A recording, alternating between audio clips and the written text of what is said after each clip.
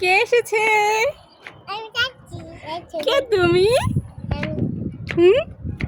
তোমাকে তো পুরো একবারে কৃষক লাগতেছে। আমার বেবি কৃষক। বলো, আবার হাতে শেপের মতো একটা খুন্তি নিয়েছো। তুমি কে, কৃষক না শেফ?